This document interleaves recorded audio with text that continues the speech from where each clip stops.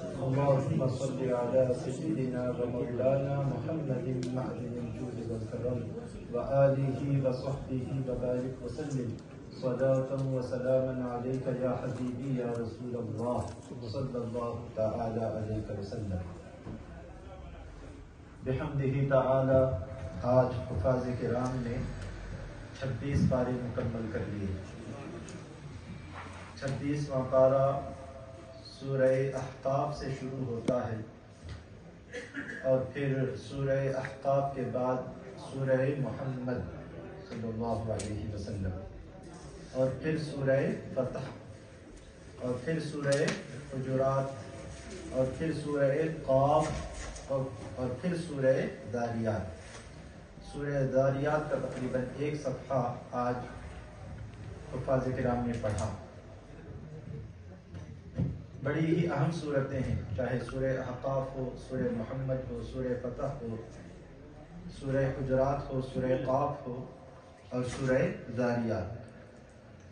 دنیا کے جو بادشاہ ہوتے ہیں ان کے دربار کے جو آداب ہوتے ہیں وہ دنیا کے لوگ تیار کرتے ہیں کہ ہمارے بادشاہ کے دربار کا ادب یہ ہے، پروٹوکول یہ ہے کہ آپ کو اس طرح وہاں جانا پڑے گا، اس طرح سلام بجا لانا پڑے گا، یہاں اس طرح کھڑے رہنا پڑے گا. یہ ساری چیزیں جو ہے دنیا کے لوگ طے کرتے ہیں. لیکن قربان جائیے بارگاہ رسالت مآب صلی اللہ تعالی علیہ وسلم پر کہ حضور اکرم صلی اللہ تعالی علیہ وسلم کی بارگاہ کا ادب کیا ہے.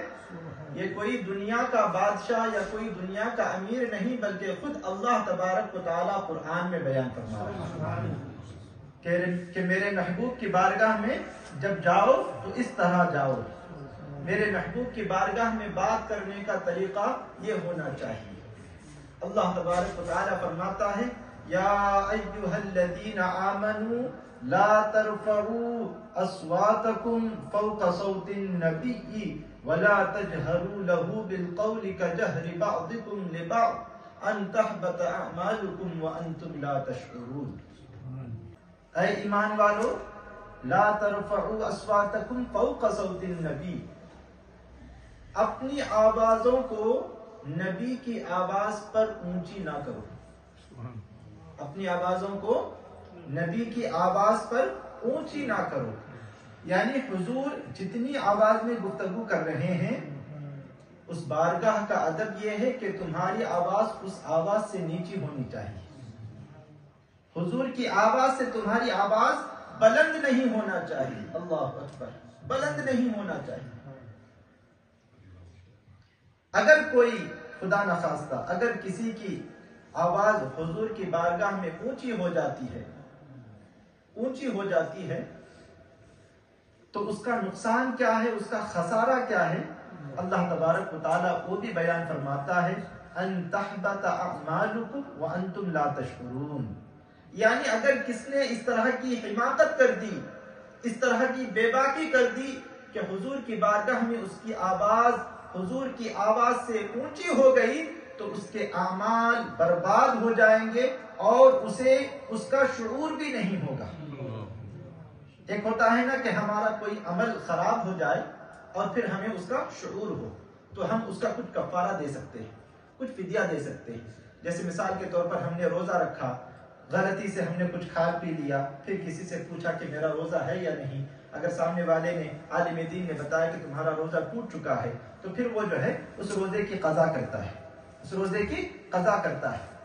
لیکن جسے اپنے اس عمل کے تعلق سے کہ میرا یہ عمل خراب ہو چکا ہے اس کا شعور ہی نہیں ہے تو پھر قیامت کے دن وہ اس خیال میں اللہ تبارک و تعالیٰ کی بارگاہ میں حاضر ہوگا کہ میرے پاس تو بہت ساری نیکیاں ہیں، میں نے بہت سارے حج کیے ہیں، بہت ساری نمازیں پڑھی ہیں، بہت سارے روزے رکھے ہیں. لیکن جب وہ اللہ کی بارگاہ میں حاضر ہوگا تو اللہ تبارک و تعالیٰ کہے گا کہ تمہارے پاس تو کوئی عمل ہے ہی نہیں، تمہارے پاس کوئی عمل ہے ہی نہیں. اس آیت کریمہ پر آپ ذرا غور کیجئے کہ حضور اکرم صلی اللہ تعالی علیہ وسلم کی بارگاہ کا ادب و احترام کس قدر ضروری ہے. یہاں پر کوئی گستاخی والی بات نہیں کر رہا ہے. ایک تو ہوتا ہے نا کہ ہم حضور کے بعد کوئی معاذ اللہ رب العالمین حضور کی بارگاہ میں حاضر ہوا اور پھر اس کے بعد اس نے کوئی غلط بات کہی، یہاں غلط بات کہنے کی بات نہیں ہو رہی، بلکہ آپ صحیح بات ہی کہہ رہے ہو، صرف آپ کی آواز حضور کی آواز سے اونچی ہو رہی ہے، تب جا کے اس کا خسارہ، اس کا نقصان یہ ہے کہ تمہارے اعمال حقارت کر دیے جائیں گے، تمہارے اعمال کا کوئی بدلہ تمہیں قیامت کے دن نہیں ملنے والا ہے۔ جب یہ آیت کریمہ نازل ہوئی، حضرت ثابت بن قیس بن شماس رضی اللہ تعالیٰ عنہ صحابی رسول ہیں، آپ اونچا سنتے تھے، آپ کی سماعت تھوڑی کمزور تھی، اور جو اونچا سنتا ہے وہ بولتا بھی اونچا ہے، وہ سمجھتا ہے کہ کسی کو سنائی نہیں دے رہا، اس کو سنائی نہیں دے رہا تو وہ سمجھتا ہے کہ کسی کو سنائی نہیں دے رہا۔ جب یہ آیت کریمہ نازل ہوئی، حضرت ثابت بن قیس بن شماس نے اپنے آپ کو گھر کے اندر بند کر لیا، 2-3 دن ہو گئے آپ نہیں نکلے۔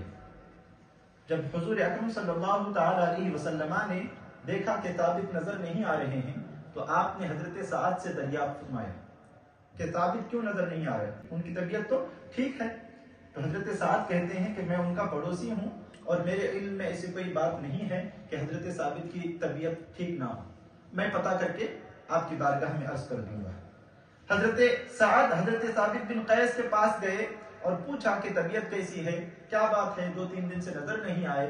حضور اکرم صلی اللہ تعالی علیہ وسلم یاد فرما رہے تھے، تو حضرت ثابت بن قماس کے آنکھوں سے آنسو نکلتے ہیں اور کہتے ہیں کہ مجھے اندیشہ ہے کہ یہ جو آیت کریمہ نازل ہوئی ہے کہ حضور کی بارگاہ میں تمہاری آوازیں حضور کی آواز سے بلند نہ ہو، ایسا لگتا ہے کہ یہ آیت میری ہی حق میں نازل ہوئی ہے اور میں جہنمی ہو گیا ہوں، اور آپ کی آنکھوں سے جو ہے آنسو نکل رہے تھے۔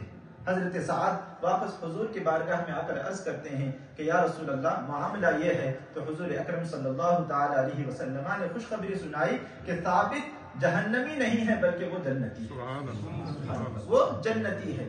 جب یہ آیت کریمہ نازل ہوئی تو حضرت ابوبکر صدیق بھی، حضرت عمر فاروق اعظم، یہ 2 حضور کی بارگاہ میں ایسے تھے، جب بات کرنی ہوتی تو حضور کو دیکھ کر بات کر سکتے تھے۔